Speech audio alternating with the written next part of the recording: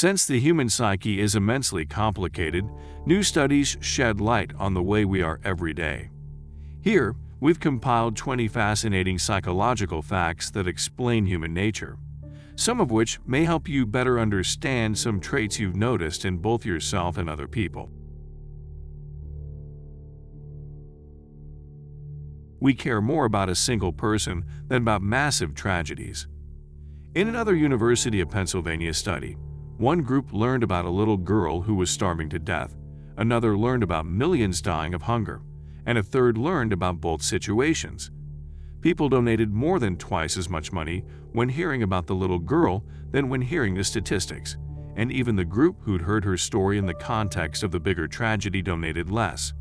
Psychologists think that we're wired to help the person in front of us, but when the problem feels too big, we figure our little part isn't doing much. Beginnings and ends are easier to remember than middles. When people are asked to recall items from a list, they're most likely to think of things from the very end or from the very beginning, found one study published in Frontiers of Human Neuroscience. The middle gets muddled, which could also play into why you remember your boss wrapping up her presentation, but not so much about the middle.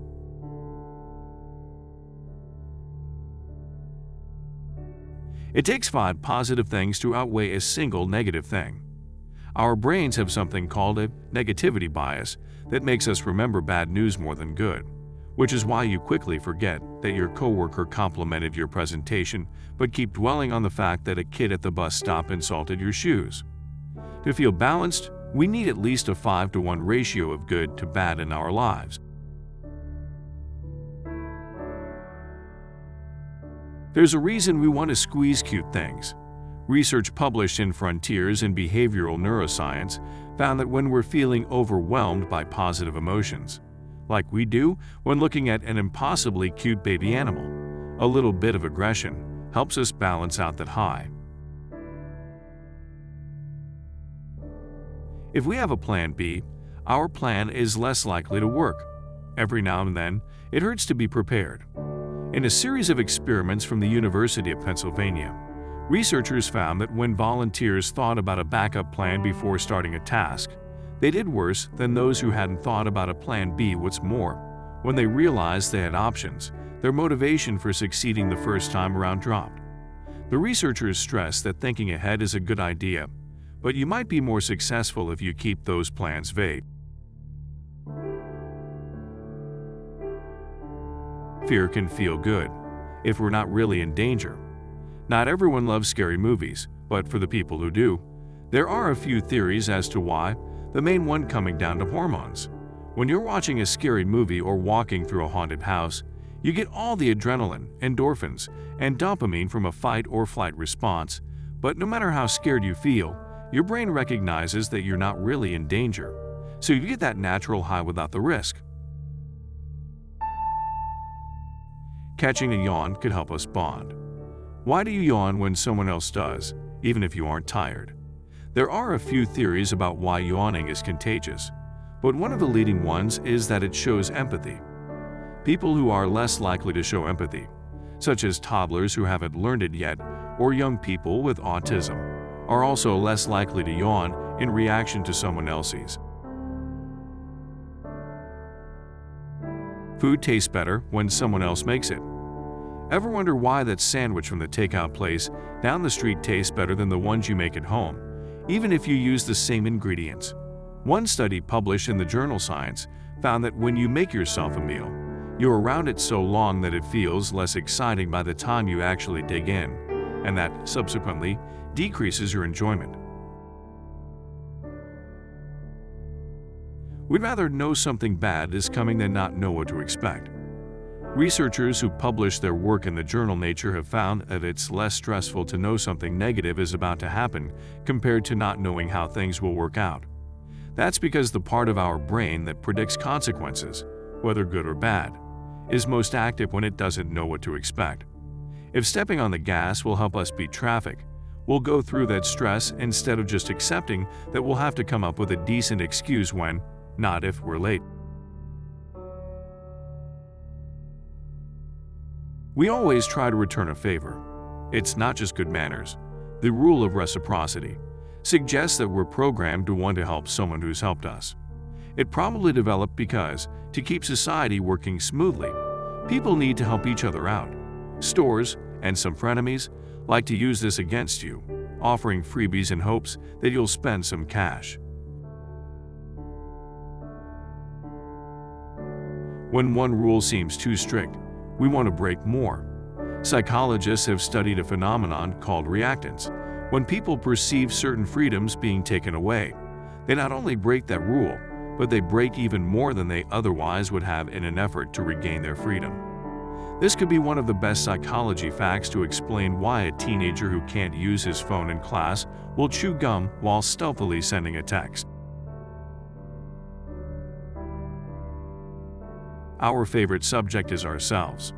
Don't blame your self-absorbed brother for talking about himself. It's just the way his brain is wired. The reward centers of our brains light up more when we're talking about ourselves than when we're talking about other people, according to a Harvard study. Our brains try to make boring speeches more interesting. University of Glasgow researchers found that in the same way that we hear voices in our heads when we read aloud, our brains also talk over boring speeches. If someone is speaking monotonously, we'll subconsciously make it more vivid in our heads. Some people enjoy seeing anger in others. In one University of Michigan study, people with high testosterone remembered information better when it was paired with an angry face than a neutral one or no face, indicating they found the angry glare rewarding.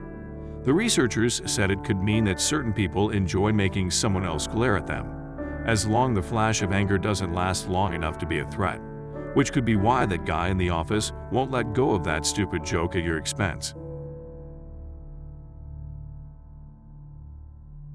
We automatically second-guess ourselves when other people disagree. In a famous 1950s experiment, college students were asked to point out which of 3 lines was the same length as a fourth. When they heard others in the experiment choose an answer that was clearly wrong, the participants followed their lead and gave that same wrong answer.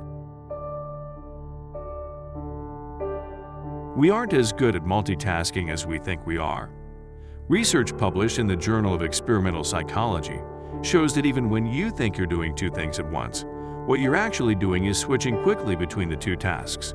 You're still focusing on one at a time. No wonder it's so hard to listen to your partner while scrolling through Instagram. We're convinced that the future is bright.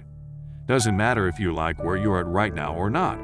Most of us have an optimism bias that convinces us the future will be better than the present, according to research in current biology. We assume we'll rise up in our careers, never get divorced, raise little angels of children, and live to a ripe old age. Those might not all be realistic for everyone, but there's no harm in dreaming. Our brains want us to be lazy. Evolutionarily speaking, conserving energy is a good thing. When food was scarce, our ancestors still had to be ready for anything. Unfortunately, for anyone watching their weight, that still holds true today. A small study published in Current Biology found that when walking on a treadmill, volunteers would automatically adjust their gait to burn fewer calories. Being lonely is bad for our health. Researchers found that the fewer friends a person has, the higher levels of the blood-clotting protein fibrinogen. The effect was so strong that having 15 friends instead of 25 was just as bad as smoking. You're programmed to love the music you listened to in high school the most. The music we like gives us a hit of dopamine and other feel-good chemicals, and that's even stronger when we're young because our brains are developing. From around age 12 to 22, everything feels more important, so we tend to emphasize those years the most and hang on to those musical memories. Researchers have uncovered evidence that suggests our brains bind us to the music we heard as teenagers more tightly than anything we'll hear as adults, a connection that doesn't weaken as we age, writes Mark Joseph Stern for Slate. If you enjoyed watching this video, please take a moment to share it with your friends and family. And don't forget to put your thoughts on the comment section below. Thanks for watching.